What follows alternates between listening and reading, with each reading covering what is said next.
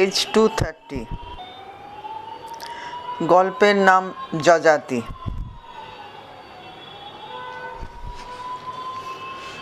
বায়না করতে নয়, আগেভাগে একটা আঁচ নিতে এসেছিল ওরা। খুব একটা ভরসা নিয়ে আসেনি। 5 জনের মুখে যা শোনা গিয়েছিল তাতে ভরসা পাবার কথা নয়। এই বয়সে বউ মরলে এমনিই হয়, সব ব্যাপারই ছাড়ো ছাড়ো, আড়াল আড়াল ভাব, মন বসে না আর। সে সংসারেই হোক কি কাজে কর্মে। নেশা, শখ টক, আমোদ আহ্লাদ তো পরের কথা। ফটিক অঘরি 2-10টা কথার পর খুব সাবধানে সসংকোচে আসল কথাটা তুললে। বাসনা তো খুবই ছিল গো ঠাকুরমশাই, এবারে মায়ের থানে আসরটা দিই। ফটিক এমন একটা হতাশার সুর টানল যেন অত সাত বাসনার সবটাই বিফলে গেল। ফটিক অঘরি আর তার দলবলের দিকে তাকিয়ে নীলকণ্ঠ ভট্টাচার্য বললে, বাঁধছে কিসে তোমাদের? বাঁধছে আসল জায়গায়। মূর্তি না থাকলে যেমন পুজোয় বাঁধে, পিঁড়িতে বর না বসলে যেমন বিয়েতে, তেমনি আসরটা তো ফটিক অঘরিরা বসাবে, কিন্তু সে মরা আসর জমাবে কে চাই, যদি না নীলকণ্ঠ ভট্টাচার্য একটা যাত্রার পালা গায়। ফটিক অঘরি বেশ গুছিয়ে কথাটা পুরোপুরি বলে ফেললে। নীলকণ্ঠ মনে মনে অবাক হচ্ছিল, এই কথা, এর জন্যে অঘরির অত ইজল বিজল কেন? নীলকণ্ঠের গোল ভরার তামাটে মুখের গোড়ায় বেশ একটু কৌতুক আর হাসির ছোঁয়া লাগলো। ঈষৎ লালচে চোখ আর ধূসর মণি দুটো ফটিক অঘরির রোগাসোগা মুখের উপর রেখে নীলকণ্ঠ বললে, আমি পালা গাইব না। এটা তুমি ঠাউরালে কি করে হে অঘরি? আমি কিছু ঠাউরাই নাই ঠাকুরমশাই। ফটিক মাথা নেড়ে দুহাত প্রায় করজোড়ে ভঙ্গিতে বুকের উপর তুলে ধরে তাড়াতাড়ি জবাব দিল। ছোড়াদের বিশ্বাস আসছিল না। সঙ্গীদের দেখিয়ে দিল ইশারায়, দোষ নাই উদেরও, যা শোকতাপ গেল আপনার, পালা টালা ফিরে আবার গাইবেন, বিশ্বাস লাগে না। হ্যাঁ, তবে কি না? নীলকণ্ঠ বাধা দিল ফটিকের কথায়, বললে, যতদিন গলা আছে বুঝলে অঘরি, পালা আমি গাইব, আর হাতে খাগের কলমটা যতদিন আছে পালাও আমি লিখব, জেনে রাখো তুমি। ফটিক তাড়াতাড়ি আসল কথাটা শুধলো, নতুন পালা কিছু লিখলেন নাকি ঠাকুরমশাই? নীলকণ্ঠ মাথা নাড়ল, না লেখেনি। ফটিক সুযোগটা হারাতে চায় না। মুখের হাসিটা আরও বিনীত করে বলল, যদি অন্তরের কথাটা শোনেন ঠাকুরমশাই, তবে বলি, আমাদের ইচ্ছাই ছিল এবার মার থানে একটা নতুন পালা জমাই, তাই তো এলাম আপনার কাছে। পেজ 231। অল্প একটু থামল ফটিক। নীলকণ্ঠ মনোভাবটা বোঝবার চেষ্টা করলো, তারপর বলল, তা বাসনাটা আমাদের পূর্ণ করি দেন না হয়। নীলকণ্ঠ আধশোয়া ভঙ্গিতে বসেছিল। ফটিক অঘরির দেওয়া সিগারেটে টান দিতে দিতে চোখ দুটি একটুক্ষণের জন্য বুঝল। চোখ বুজে বলল, হবে গো অঘরি, তোমাদের আসরের জন্য নতুন পালা একটা লিখব। কাজকর্ম তো আজকাল ছেড়েই দিচ্ছি, বেটার ঘাড়ে চাপাইছি সব, সময় আছে হাতে, হবে ক্ষণ। তাহলে আমি নিশ্চিন্ত হই। ফটিক কথার জন্যে নীলকণ্ঠের মুখের দিকে তাকিয়ে থাকলো। মাথা নাড়ল নীলকণ্ঠ। হ্যাঁ ফটিক, নিশ্চিন্ত হতে পারে। সঙ্গের দলবলের দিকে কৃতিত্বের একটা কটাক্ষ ছুঁড়ে দিয়ে ফটিক উঠে দাঁড়ালো। বায়নাটা তবে চটপট করেই যাব ঠাকুরমশাই। নীলকণ্ঠ ঘাড় নাড়ল, করে যেও বায়না, যবে খুশি যখন খুশি। ফটিক চলে যাওয়ার পরে নীলকণ্ঠ খানিকক্ষণ চুপচাপ বসে থাকলো, তেমনি আধশোয়ার ভঙ্গিতেই। পশ্চিমের জানালাটা খোলা, ঢ্যাঁড়স আর কলা গাছের ঝোপটা বেশ অন্ধকার হয়ে এসেছে। যদিও ডোবাটা দেখতে পাচ্ছিল না নীলকণ্ঠ, তবু ডোবার ওপারে ধুঁদুল গাছের একটু যেন চোখে পড়ছিল। বিকেলে বৃষ্টি হয়েছিল, ভিজে লতাপাতার একটা গন্ধ ঢুকছিল ঘরে, আর ময়না চড়ুই কাকের কিচিরমিচির। নতুন একটা পালা লিখতে হবে। এবার কি পালা লেখা যায়? নীলকণ্ঠ শূন্য চোখে তাকিয়ে সেটা যেন ভাবছিল। এর আগে অন্তত 8-10টা পালা লিখেছে। রামলক্ষণের পালা থেকে শুরু করে সিংহল বিজয়ের পালা পর্যন্ত 2-4টে বেশ ভালোই উতরে গেছে। সেই সব পালা শুধু ধুনুরি গ্রামে নীলকণ্ঠর কালী অপেরাই নয়, আশপাশের অনেক গায়ে অন্য দলও গেয়েছে। যেগুলো উতরায়নি নীলকণ্ঠ নিজেও আর সেগুলো নামোচ্চারণ করে না। করতে লজ্জা পায় যত না, তার চেয়ে বেশি বিরক্ত হয়। কেমন একটা আক্রোশে গড়গড় করে নিজের উপরই, নিজের অক্ষমতা এবং ব্যর্থতার উপরই যেন এই বিরক্তি, ঘৃণা। নীলকণ্ঠ ভাবছিল নতুন পালা কি নিয়ে লেখা যায়। একবার আচমকাই মনে হলো দক্ষযজ্ঞের ঘটনা নিয়ে লেখা যেতে পারে। সতীর দেহত্যাগ, বিষয়টা ভালো। নীলকণ্ঠ নিজেই মহাদেবের পাঠটা করতে পারবে। আর এই সময় সদ্য সদ্য নারায়ণীর মৃত্যুর পর নীলকণ্ঠ বোধহয় 2-4টে জায়গায় বেশ লিখতে পারবে, চুটিয়ে পাঠ করতেও হটবে না। সতীর দেহত্যাগের পর মহাদেবের অবস্থাটা মনে মনে কিছুক্ষণ কল্পনা করে নিল নীলকণ্ঠ। একটা দৃশ্যই যেন ছকে ফেলল। সতীর মৃত্যু সংবাদ শুনে মহাদেবের বিচলিত অবস্থা, শোকের স্বগতোক্তি আর রোষ, দুটি ছত্র মুখেই এসে গিয়েছিল। নীলকণ্ঠের মনের সুতো হঠাৎ ছিঁড়ে গেল। অন্দরমহল থেকে সন্ধে দেবার শাঁখ বেজে উঠেছে। বেজে বেজে থামল। নীলকণ্ঠ খোলা দরজা দিয়ে তাকিয়ে থাকলো। দাওয়ার অন্ধকারে এখনই একটু আলোর ছিটে পড়বে। পেজ 232। কুসুম তবে এসে গেছে, না হলে শাঁখ বাজাবে কে? ললিত বাইরে, গায়ে 2 ঘর আর ক্যাশিয়ার বাবুর বাসা, 3 ঘরে সত্যনারায়ণ পুজো সারতে হবে তাকে। বিকেল থাকতেই বেরিয়ে গেছে বৃষ্টিতেই। মাধু শ্বশুর বাড়ি, সেই যে তার মার শ্রাদ্ধর পর গেছে, 1.5 মাসের মধ্যে আর এ বাড়ি আসেনি। বলাইটা বাচ্চা, বছর 8 বয়স, এখনও হয়তো চট্টরাজের বাসায় খেলছে। তাছাড়া সে তো আর শাঁখ বাজাতে পারে না। কুসুমই এসেছে তাহলে। মাসখানেক ধরে ঘরে সন্ধে দেওয়ার কাজটা সেই সেরে দিচ্ছে। নীলকণ্ঠ দাওয়ার অন্ধকারের দিকে তাকিয়েছিল আলোর ছিটের আশায়। একটু আলো পড়ল। দাওয়া দিয়ে কুসুম হাত আড়াল দিয়ে প্রদীপ ধরে সদরে গেল। সদর থেকে রান্নাঘরে, এদিক ওদিক আবার অন্ধকার। অল্পক্ষণ পরে টিমটিমে একটা কুপি এনে কোথায় বুঝি ঝুলিয়ে দিল। দাওয়ার একটা এবড়ো খেবড়ো জায়গা এক খাবলা ম্লান আলোয় টিমটিম করতে লাগলো। নীলকণ্ঠর মনে হচ্ছিল পিঠের কুঁজের মতো দাওয়ার ওখানটায় যেন কুঁজ গজিয়েছে। গলার কাশির শব্দ তুলে সাড়া দিল নীলকণ্ঠ। সাড়া না দিয়ে পারছিল না। ছোট লণ্ঠনটা জ্বালিয়ে নিয়ে কুসুম এলো। চৌকাঠের ওপাশ থেকে হাত বাড়িয়ে লণ্ঠনটা ঘরের মধ্যে দিয়ে চলে যাচ্ছিল। নীলকণ্ঠ শুধল, বলাইটা ফিরেছে নাকি? মৃদু গলায় জবাব দিল কুসুম, হ্যাঁ ফিরেছে। সরে যাবার মতন একটু নড়ে চড়ে উঠলেও কুসুম সরে গেল না। নীলকণ্ঠ আর কি বলে যেন তা শোনার অপেক্ষায় দাঁড়িয়ে থাকলো। নীলকণ্ঠ বললে, পাকঘরে আগুন টাগুন আছে নাকি? টুকুন চা খেতাম। কুসুম মাথা ঘাড় আস্তে একটু নোয়ালো। আগুন থাক না থাক, চা সে তৈরি করে দিচ্ছে। কুসুম চলে গেল। নীলকণ্ঠ জ্বলন্ত লণ্ঠনটার দিকে চেয়ে থাকলো কপলক। কুসুমের চেহারাটা চোখের সামনে ভাসছিল। বেশ ডাগর ডোগর মেয়েটা, সুশ্রী, খুঁত আছে একটু, অন্ধকারে ধরা পড়ে না। চিবুকের নিচ থেকে গলা বেয়ে কণ্ঠার কাছাকাছি পর্যন্ত মস্ত বড় একটা দাগ। ডান দিকে গলার মধ্যে ঘা হয়ে নাকি বিষিয়ে গিয়েছিল। কাটাকুটি সেলাই ফোঁড়াই করতে হয়েছিল, তারই দাগ।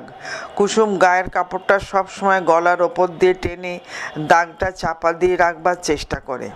পারে না। এই খুঁতের জন্য বিয়েও হচ্ছে না মেয়েটার। নীলকণ্ঠ বেশ ঠাওর করে দাগটা দেখাবার চেষ্টা করেছিল আজ একটু আগেই। দেখতে পায়নি। অতটা দূরে আর অন্ধকারে দাঁড়িয়ে থাকলে কিছুই ভালো করে দেখা যায় না। নীলকণ্ঠ খানিকটা চুপচাপ বসে থেকে একটা বিড়ি ধরালো। বলাইটা ফিরেছে খানিক আগেই, তার গলার স্বর শোনা যাচ্ছে। কুসুমের কাছে দাপাদাপি করছে ছোঁড়াটা। পালা লেখার কথাটা আবার মনে এলো। কী যে লেখা যায়, দক্ষযজ্ঞের পালাটাই কি লিখবে নাকি? চা নিয়ে এলো কুসুম। নীলকণ্ঠ 18 বছরের এই সুগরণ মেয়েটাকে আরও একবার ভালো করে দেখবার চেষ্টা করলে। পেজ 233। বুঝলে কুসুম, কড়িগাঁ থেকে ফটিক আগরীরা এসেছিল। কুসুম চলে যেতে যেতে দাঁড়ালো নীলকণ্ঠর কথায়, ফিরে তাকালো। নীলকণ্ঠ হাসি হাসি মুখে বললে, পালা গাইতে চায়, বলে একটা নতুন পালা লেখেন ঠাকুরমশাই। নীলকণ্ঠ কথাটা যেন শুনিয়ে শুনিয়ে বলছিল। ঈষৎ গর্বভরে কুসুম চৌকাঠের কাছাকাছি দাঁড়িয়ে এই দিকেই তাকিয়েছিল নিচু মুখে, চুপচাপ। গালের আর গলার একটা পাশে খানিকটা অন্ধকার ভরাট হয়েছিল। নীলকণ্ঠ আর কোনো কথা বলছে না দেখে কুসুম আস্তে আস্তে চলে গেল। চা খেতে খেতে নীলকণ্ঠ কুসুমের সরে যাওয়া লক্ষ্য করলে পালা লেখার কথাটাও ভাবতে লাগলো। দক্ষযজ্ঞের বিষয়টা একবার মনে হয়েছিল মাত্র, কিন্তু বিষয়টা তেমন কোনো আকর্ষণ পাচ্ছিল না। বড় পুরনো আর সেই এক সতী সতী, কোনো রস নেই। বউ মরল তো খ্যাপামি না, নীলকণ্ঠর এসব ভালো লাগে না। মরণ মরণ, তার জন্য এত হৈ হৈ করার কি আছে? ধুলোয় গড়াগড়ি দেবার লুটোপুটি খাবার কি মানে? না, নীলকণ্ঠর এসব পছন্দ নয়। এ পৃথিবীতে যে কদিন আছো আনন্দ করে থাকো, যার যেমন সামর্থ্য তেমনি। সুখ পাওয়াটাই বড় কথা, শোক তাপ পাওয়াটা নয়। তা যদি পেতে চাও তবে ভিখিরি হও, ভদ্রলোক হওয়া কেন? কেন এই জমিদারি আগলানো, সংসার পাতা, বাড়ি বাড়ি চাল কলা, গামছাটার জন্যে হাঁটাহাঁটি? নীলকণ্ঠ বোধহয় ব্যাপারটা ভালো করে বুঝে সুঝে সব ছেড়ে দিয়েছে, বৃত্তিটা পর্যন্ত। এই গাঁয়ের একমাত্র যাজক বলতে গেলে পুজো পার্বণ তো লেগেই ছিল। আজ শনি, কাল সত্যনারায়ণ, পরশু দুর্গা, তরশু কালী, 12 মাসে 13 কেন 23 পার্বণ। উপবাসের পর উপবাস করো, দিন নেই রাত্রি নেই, বর্ষা বাদল নেই। আজ এর উপনয়ন্তকাল ও শ্রাদ্ধ। শুভ দিনের নির্ঘণ্ট খুঁজতে খুঁজতে চোখে ছানি পড়ার জোগাড়। পুজোর মন্ত্র পড়তে পড়তে ফুসফুসটা ফুটো হয়ে যাবার অবস্থা। ভালো লাগেনি আর, ভালো লাগতো না মোটেই নীলকণ্ঠর। ছেলেটাকে সঙ্গে সঙ্গে নিয়ে ঘুরতো, এখন তার হাতেই আস্তে আস্তে সব ছেড়ে দিয়েছে। তা বছর 22 বয়স হতে চলল ললিতের। বেশ কাজের ছেলে, ধর্মে কর্মে মতি আছে, হিসেব পত্তরেও যজমানদের বাড়ি যায় যেমন তেমনি জমি জায়গা ফলন টলনের সবটাই দেখাশোনা করে। নীলকণ্ঠ এসব ব্যাপার থেকে হাত ধুয়ে ফেলেছে এই 45 বছর বয়সেই। বয়সটা যে যথেষ্ট নীলকণ্ঠ নিজের দিকে তাকিয়ে তা কোনোদিনই মেনে নেয় না। বেঁচে থাকতে নারায়ণী যদি কখনো বয়সের কথা তুলে খোঁটা দিয়েছে, নীলকণ্ঠ ভীষণ চটে উঠত। বলতো বয়স আবার কি, যতদিন শরীরে ক্ষুধা আছে, কাম আছে, ভোগের ক্ষমতা আছে, ততদিন মানুষ জোয়ান। যখন থাকবে না তখন সে জরাগ্রস্ত, অক্ষম, অচল। আমার আবার বয়স কি? নেহাত বামুনের ছেলে, গাঁয়ে গ্রামে মানুষ, তাই ফচকে বয়সে বিয়ে হয়েছিল। 22 বছর বয়সে তো বেটার বাপ। শহর টহরে আজকাল 30-35 আগে বিয়ের কথাই কেউ ভাবে না। তবু তো ওই খড়কে কাঠি স্বাস্থ্য। আর আমার? নীলকণ্ঠ স্ত্রীকে তার স্বাস্থ্যটা দেখাতো। তার স্বাস্থ্যটা ওর বেশ ভালোই, না বেঁটে না লম্বা, মাঝারি। জলফুলো চেহারা নয়, গড়ন পেটন মজবুত, মুখটা গোল ছোট, কপাল, লম্বা নাক, পাটি সাজানো দাঁত, শরীরের কোথাও এখনো টোল পড়েনি। পেজ 234। শরীরকে নীলকণ্ঠ ভালোবাসত, শরীরকে সে রাখবার চেষ্টা করত। কলা আতপ চালের ভক্ত ছিল না নীলকণ্ঠ। মাংস মদটাও খেত, দিশি মদ। ধর্মপুজোর মাঠটার এক কোণে সে ইট বার করা ভাঙা নাট মন্দিরটা রয়েছে। সেখানে কালী অপেরার মহড়া হতো বছরে 3 কি 4 মাস। কিন্তু 12 মাসই নীলকণ্ঠ ভট্টাচার্য, মদন চট্টরাজ, কেষ্ট চক্রবর্তী আর 2-1 মিলে আসরটা জমাতো। ইটের ঠেকা দেওয়া তক্তপোষের উপর ধুলো ভর্তি শতরঞ্চি বিছিয়ে দাবার সঙ্গে দিশি টিশি চলত। নীলকণ্ঠ 45-এ পৌঁছেও পরিশ্রান্ত হয়নি কেন, এর জবাব সে দিতে পারত। বলতো, আমি তো গঙ্গাজল ঠোঁটে ঠেকানো বামুন নই, সোমরাস পান করা বামুন। বুঝলে হে চট্টরাজ, এখনো বসলে 1 সের চালের ভাত খেতে পারি। একটা ছোটোখাটো পাঁঠা, আর যদি বলি বিয়ে থা, কিরে কেটে বলছি রে চট্টরাজ, 2টো বউ তো হেসে খেলে সামলাতে পারি। নীলকণ্ঠ পারলেও নারায়ণী পারেনি। 15 বছর বয়স থেকে ছেলে বিয়েতে শুরু করেছিল। প্রথমটা বেঁচে গিয়েছিল কি ভাগ্যে, তারপর তো বছরে বছরে বিয়ে আর সেগুলো মরে। এরই মধ্যে মাধুটা রক্ষে পেল, এবং শেষ বলতে বলাইটা। বলাইয়ের পর নারায়ণীর আরও 3টে মরেছে, নিজেও সে মরল বাচ্চা বিয়েতে গিয়েই। সেপটিক, তারপর ধনুষ্টঙ্কার। নীলকণ্ঠ চাটুকু অনেকক্ষণ আগেই শেষ করে কখন যেন বিড়ি ধরিয়ে কথাগুলো ভাবতে ভাবতে তন্ময় হয়ে পড়েছিল। বলাইয়ের বিশ্রী একটা চিৎকারে চমকে উঠে নিজেকে ফিরে পেল। ছাই, বাইরে যে বেশ সন্ধে হয়ে গেছে। এখন মুখ হাত ধুয়ে জামাটা চড়িয়ে ধর্মপুজোর মাঠে গিয়ে পৌঁছতে তো রাতই হয়ে যাবে। নীলকণ্ঠ তাড়াতাড়ি উঠে পড়ল, যেতে তাকে হবেই। চট্টরাজদের কাছে আজ ফটিক আগরীদের কথাটা বলতে হবে, নতুন পালা লেখার কথা। নীলকণ্ঠ এলোমেলো ভাবছিল কি পালা লেখা যায়, কোন পালা। ভাবতে ভাবতে বাইরে বেরিয়ে এলো, গামছাটা তুলে নিল দড়ি থেকে, দাওয়ায় নেমে যাচ্ছিল হাত মুখ ধুতে। হঠাৎ রান্নাঘরের কাছাকাছি আসতেই থমকে দাঁড়ালো। উনুনটা কাঠ দিয়ে গনগনে করে জ্বালিয়ে নিয়েছে কুসুম। সেই আঁচের মুখোমুখি পিঁড়ি পেতে বসে রয়েছে। গায়ের কাপড়টা একটু আলগা, ওই তাপ যেন সহ্য করতে না পেরে শাড়ি জামা ঢিলে ঢালা করেছে। গামছাটা বুকের কাছে অন্যমনস্কভাবে চেপে ধরে নীলকণ্ঠ তাকিয়ে থাকলো। এমনি হয় মাঝে মাঝে, সব থাকে তবু হয় না। নীলকণ্ঠ তেমনই হচ্ছিল। পালা লেখার জন্য গল্পের কি অভাব আছে? কাশিরামা কৃত্তিবাসের বড় ভক্ত নীলকণ্ঠ। উপাখ্যান তার মুখস্থ। ঋতুপর্ণ, নল দময়ন্তী, সাবিত্রী, সত্যবান, যে কোনো একটা আখ্যান দিলেই হয়। শুধু কাঠামোটা, প্রাণটা তো নীলকণ্ঠের হাতে। লাল খেরো বাঁধানো খাতায় স্বরের অথবা পালকের কলমের টানে টানে নীলকণ্ঠ তার প্রাণ প্রতিষ্ঠা করবে, সে ক্ষমতা তার আছে। পেজ 235। কিন্তু আশ্চর্য, কোনোটাই নীলকণ্ঠর মনোমতো হয় না, কোনো উপাখ্যানই নয়। আজ হয়তো মনে মনে একটা পছন্দ করে, কাল ভাবতে বসে সেটা বাতিল করে দেয়। বিদুরকে নিয়ে একটা পালা প্রায় ছকে ফেলেছিল নীলকণ্ঠ, কিন্তু কি মনে করে আর লিখল না। না, অত ধর্মটর্ম করা মানুষ নিয়ে তার চলবে না। মানুষটা কোনো তেজ নেই, বীর্য নেই, ক্রোধ নেই, যেন গাছ কিংবা পাথর। নীলকণ্ঠর আবার এসব পছন্দ হয় না। কটা পালা লিখেছে আগে, এদের মতন মানুষ নিয়ে কিন্তু দেখাই গেছে ভালো জমাতে পারেনি।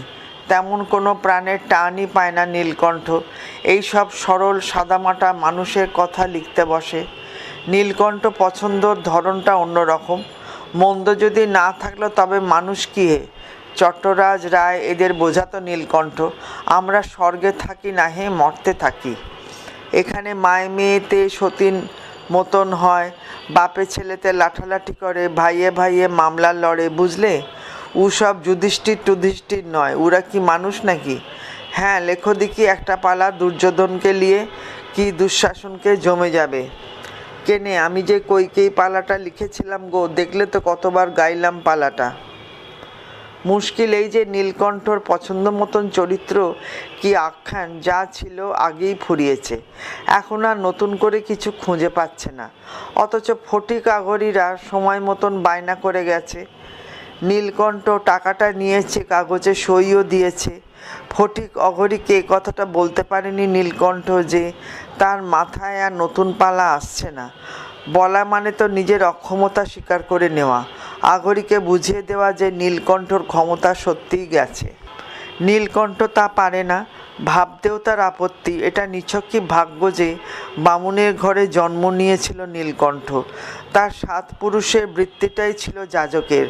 গামছায় শালগ্রাম বেঁধে ঘরে ঘরে ঘণ্টা নাড়াতে আর চালকলা সিধে আনতে যাওয়া, নয়তো আসলেও অন্য মানুষ। স্বভাবে খানিকটা নাস্তিক, খানিকটা অবিশ্বাসী, আত্মপ্রত্যয়ী, সুখ আর ভোগের প্রত্যাশী। আর মনে মনে মানুষটা শিল্পী। শিল্পী ছাড়া কী বা হতে পারে? কৈশোর থেকে যাত্রাগানে তার মন মজে গিয়েছিল। তখন থেকেই গাঁয়ের যাত্রায় পাঠটাট করত। তারপর দিনে দিনে এটা তার নেশা হয়ে দাঁড়ালো, সাংঘাতিক নেশা। নিজের একটা দলই গড়ে ফেলল নীলকণ্ঠ, কালী অপেরা। এ কালী মা কালী নয়, কালীপদর ঘাঁটি। টাকা দিয়েছিল প্রথমটায় যাত্রার দল গড়তে, তাই তার নামে নাম। নীলকণ্ঠ দল গড়েছে, দল বজায় রেখেছে। কাছাকাছি শুধু নয়, দূর দূর গ্রামে পাল্লা দিয়ে সুনাম লুঠে নিয়ে এসেছে। পালাও লিখেছে নতুন নতুন। একটা পালা তো চিতপুরে তরুণ অপেরা কিনে নিল, সেটার ছাপা বই পাওয়া যায় কলকাতায়, পাঁজিতে তার বিজ্ঞাপন ছাপা হয়। হেন নীলকণ্ঠ আজ আর নতুন পালা লেখার বিষয় খুঁজে পাচ্ছে না। মনে মনে যাও বা একটা বাজে, কিছুক্ষণ পরই সেটা মনে হয় পুরনো অচল। খুঁত খুঁত করে মন, নীলকণ্ঠ বাতিল করে দেয়। ফটিক আগরির কাছ থেকে বায়না নেবার পর 20টা দিন কেটে গেল। নীলকণ্ঠ কিছু ঠিক করতে পারল না, একটা লাইনও লিখতে পারল না। পেজ 236। ছটফট করছিল নীলকণ্ঠ, মনে মনে ভীষণ একটা অস্বস্তি আর অক্ষমতার রোষে পুড়ছিল। সময় তো আর বেশি নেই, পালা লিখতে হবে, মহড়া বসাতে হবে, দরকার হলে নাচের মাস্টারকে দিয়ে ছোঁড়াগুলোকে আরও নতুন নতুন নাচ শেখাতে হবে। নীলকণ্ঠ তার ঘরে সারাদিন বসে বসে কাশিরাম দাসের মহাভারতটার পাতা উল্টে যায়। মাঝে মাঝে কোনো একটা পাতায় চোখ রেখে অনেকক্ষণ বসে থাকে, তারপর বইটা বন্ধ করে দেয়। দীর্ঘ নিঃশ্বাস ফেলে, জানলা দিয়ে ঢেঁড়স আর কলা গাছের ঝোপটার দিকে চেয়ে থাকে। চট্টরাজ সেদিন শুধলো, কি হে ভট্টাচার্য, লিখলে নাকি কিছু? না। আস্তে আস্তে মাথা নাড়ে নীলকণ্ঠ। নীলকণ্ঠর মুখের দিকে খানিকক্ষণ একদৃষ্টে চেয়ে থেকে চট্টরাজ বললে, হলো কি তোমার? হ্যাঁ। একটু থেমে আবার বললে, পরিবারটা মরে তোমার মাথাটাই গণ্ডগোল হয়ে গেল যে হে। এটা ছাড়লে সেটা ছাড়লে, পালা লেখাটাও ছাড়লে তুমি। নীলকণ্ঠ কোনো জবাব দিল না। অনেকক্ষণ বন্ধুর দিকে ছলছল চোখে তাকিয়ে থেকে শেষে অবশিষ্ট তাড়িটুকু এক চুমুকে গলায় ঢেলে দিল। পরের দিন নীলকণ্ঠ ভীষণ একটা গো নিয়ে সকাল থেকেই নূতন একটা খাতা খুলে বসেছিল। সস্তা একটা কাঠের ডেস্ক, স্বরের আর পালকের কলম, এক দোয়াত কালি, কাশিরাম দাসের মহাভারত আর কৃত্তিবাসের রামায়ণটা পাশে, এক বান্ডিল বিড়ি, দেশলাই। সকালটা কেটে গেল, একটা অক্ষরও লিখতে পারল না নীলকণ্ঠ। দুপুরে স্নান খাওয়া করে আবার বসলো। নতুন এক বান্ডিল বিড়ি আর একটা কৌটো পান নিয়ে পানের সঙ্গে বিড়ির ধোঁয়া এমন একটা আচ্ছন্ন তন্দ্রা আনলো যে নীলকণ্ঠ ঘুমিয়ে পড়ল।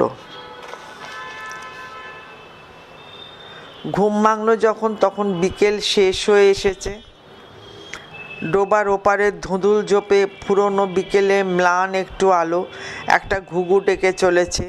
ধড়মড় করে উঠে বসে নীলকণ্ঠ ডেস্কের দিকে তাকালো। খেরোর বাঁধানো খাতাটাও তেমনি পড়ে আছে, রামায়ণ মহাভারতটাও পাশাপাশি সাজানো। মুখে চোখে জল দেবার জন্য খড়মটা পায়ে লাগিয়ে বাইরে বেরিয়ে এলো নীলকণ্ঠ। পূব দিকের দাওয়ায় দড়ির খাটিয়াটায় ললিত বসে আছে, খুব অন্যমনস্ক, খেয়াল নেই কিছু, নয়তো নীলকণ্ঠর খড়মের শব্দে চোখ ফিরিয়ে তাকাতো অন্তত একবার। বলাইটা এক বাটি মুড়ি নিয়ে সদরের কাছে দাঁড়িয়ে দাঁড়িয়ে আপন মনে ছড়া কাটছে। নীলকণ্ঠর খড়মের শব্দ তুলে মুখ হাত ধোবার জায়গাটার কাছে গিয়ে উবু হয়ে বসলো। মুখ চোখে জল দিতে গিয়ে যেন চোখে পড়ল হঠাৎ। তাকালো নীলকণ্ঠ। গোয়ালঘরের পাশটায় দোপাটিয়ার মোরগ ফুলের ঝোপটার কাছে কুসুম। এই অসময় কেন? মুখটাও দেখা যাচ্ছিল না কুসুমের। পায়ের আঙুলে ভর দিয়ে শশা গাছের মাচাটা যেন ঠিক করছে, অথচ মাচা ঠিক করার কিছুই নেই। নীলকণ্ঠ উঠে পড়ল। ঘরের দিকে এগুতে গিয়ে একবার একটু দাঁড়িয়ে ললিতের দিকে তাকালো। না, এখন আর বেঘরে নেই ছেলেটা, বাপের দিকেই তাকিয়ে আছে। পেজ 237। কি ভেবে নীলকণ্ঠ ছেলেকে কাছে ডাকলো। সামনে এসে দাঁড়ালো ললিত। খুঁটিয়ে খুঁটিয়ে ছেলের মুখটা দেখলো নীলকণ্ঠ। কেমন যেন বোকা বোকা নিরীহ ভালো মানুষ গোছের মুখ, গোলগাল। নীলকণ্ঠর হাসি পায়। পুরুত বংশের উপযুক্ত উত্তরাধিকারীর মুখই বটে। অর্থহীন দুর্বোধ্য কতগুলো মন্ত্র আউড়ে যেতে ওর কোথাও বাঁধবে না। ছেলের সঙ্গে বন্ধুর মতন একটু যেন রসিকতা করে বসলো নীলকণ্ঠ। কি হে বাপ, আজ ঘন্টা নাড়াতে যাবে নাই কোথাও? মাথা টানল ললিত। হ্যাঁ যাবে, লক্ষ্মী পুজো আছে সিংহীদের বাড়িতে। ঠিক ঠিক, আজ লক্ষ্মীবার, নীলকণ্ঠ ভুলেই গিয়েছিল। আর উটার কি হলো? আল্টার হারু গোমস্তার কাছে গিয়েছিলে নাকি? ললিত এবার মাথা নাড়ল। গিয়েছিল গোমস্তার কাছে। মিটমাট হয়ে গেছে সব। বেশ বেশ, ছেলেকে বাহবা দেবার মতো করে শব্দটা উচ্চারণ করলে নীলকণ্ঠ। একটু থেমে বললে, রাতে একবার আমার কাছে এসো হে, কথা আছে কটা। নীলকণ্ঠ আর দাঁড়ালো না, খড়মের শব্দ তুলে নিজের ঘরে চলে গেল। ঘরে এসে আবার চুপচাপ। কটা বিড়ির পর পর শেষ করলো নীলকণ্ঠ। খেরোয় বাঁধানো খাতার সাদা পাতাগুলো অনর্থক উল্টে গেল। নামলো তক্তাপোষ থেকে, পায়চারি করলো কবার, জানালায় এসে দাঁড়ালো। ডোবার কালো জলের একপাশে একটা হাঁস এখনো খাবার খুঁড়ছে। ডাব গাছের লম্বা ছায়া ডোবা ডিঙিয়ে কোথায় যেন অন্ধকারে মিশে গেছে। সন্ধে হয়ে গেল, শাঁখের শব্দ শোনা যাচ্ছে। নীলকণ্ঠ নিজের অস্থিরতা নিজেই বুঝতে পারছিল। মনের মধ্যে অনেক কাল পরে সেই বিশ্রী চাঞ্চল্য আবার এসেছে। আবার সেই তুষের জ্বলন। একটা কথা যেন ভয়ঙ্কর অন্ধকার থেকে খানিকটা মুখ বার করে নিজেকে চিনিয়ে দিয়েছে। ছটফট করছিল নীলকণ্ঠ। কপালে একটু একটু ঘাম জমছিল। নিঃশ্বাস দ্রুত পড়ছিল মাঝে মাঝে। সন্ধ্যা দিয়ে শাঁখ বাজিয়ে রোজকার মতো আজও লণ্ঠন রাখতে কুসুম ঘরে এলো। নীলকণ্ঠ বললে, একটু জল খাওয়াও তো। জল নিয়ে গেল কুসুম। নীলকণ্ঠ যে কি ভীষণ তৃষ্ণার্ত ছিল, জলের ঘটিটা শেষ করে তা যেন বুঝতে পারল। লণ্ঠনটা ডেস্কের উপর চাপিয়ে হঠাৎ খেরোর বাঁধানো খাতাটা খুলে ফেলল নীলকণ্ঠ। সাদা পাতাগুলো যদিও সাদা, নীরব ছিল, তবু নীলকণ্ঠ এখন যেন ওই সাদা পাতার মধ্যে অনেক অনেক কালো রেখা দেখতে পাচ্ছিল। অজস্র কথা। চমকে উঠল নীলকণ্ঠ। হাতটা সরিয়ে নিল খাতা থেকে। ঘরের চারপাশে তাকালো, না কেউ নেই। লণ্ঠনের শীষটা আরও খানিক বাড়িয়ে দিল। নীলকণ্ঠ মনে মনে সত্যিই তবে নতুন একটা পালা তৈরি করে ফেলেছে, এতদিন চুপচাপ থাকেনি। অবশ্য পালাটা শেষ হয়নি, অর্ধেকও নয়, তবু অনেকটাই হয়েছে। নিজের মুখ নিজে দেখতে পাচ্ছিল না নীলকণ্ঠ, কিন্তু অনুভব করতে পারছিল। ৪৫ বছরের কঠিন তামাটে মুখটা এখন আঁচে ঝলসে যাচ্ছে, নিঃশ্বাস স্তব্ধ। পেজ 238। চোখের মধ্যে সাংঘাতিক জ্বালা, বুকের মধ্যে যন্ত্রণা অসহ্য। নীলকণ্ঠ ঘামছিল দরদর করে। সারা শব্দ নয়, কিন্তু নীলকণ্ঠ বুঝতে পারল পাথরের গেলাসে চা নিয়ে কুসুম সামনে এসে দাঁড়িয়েছে। দৃষ্টিটা স্বচ্ছ নয়, একটু ঘোলাটে, খানিকটা হয়তো বিকারের রোগীর মতন। লণ্ঠনের শীষটা আচমকা শেষ পর্যন্ত বাড়িয়ে দিয়ে নীলকণ্ঠ কুসুমকে দেখতে লাগলো। চুপ করে দাঁড়িয়ে কুসুম, ভয় না, শুধু অবাক চোখেই সে তাকিয়েছিল। চায়ের গেলাসটা হাতে ধরেই লণ্ঠনের বাড়ানো পলতে শীষ উঠে কাঁচটা কালো হয়ে এলো। ঝাপসা আর অন্ধকার দেখাচ্ছিল কুসুমের গোটা শরীরটাই। নীলকণ্ঠ চোখের দৃষ্টিকে হয়তো আরও তীক্ষ্ণ, আরও উজ্জ্বল করবার চেষ্টা করলো, পারল না। তার আগেই শীষের কালোয় কালোয় লণ্ঠনের সমস্ত কাঁচটা ভরে গেছে। চিড় খাওয়ার শব্দ করে কাঁচটা ফেটে গেল। এতক্ষণে যেন নিজেকে ফিরে পেল নীলকণ্ঠ। তাড়াতাড়ি হাত বাড়িয়ে লণ্ঠনের শীষটা কমাতে গেল। বেকায়দায় হাত লেগে লণ্ঠন ডেস্ক থেকে উল্টে তক্তাপোষে পড়ল।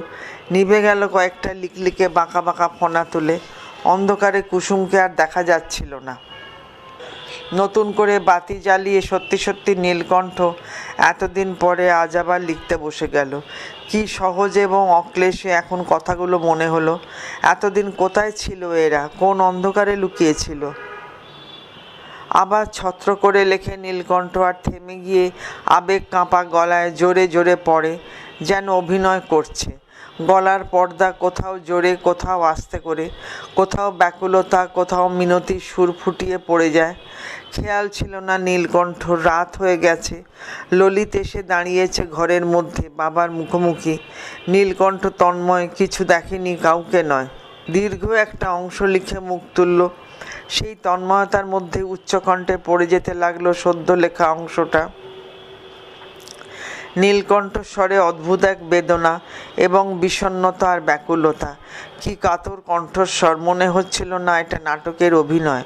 বুক থেকে প্রত্যেকটি কথা যেন স্বাভাবিকভাবেই বেরিয়ে আসছিল।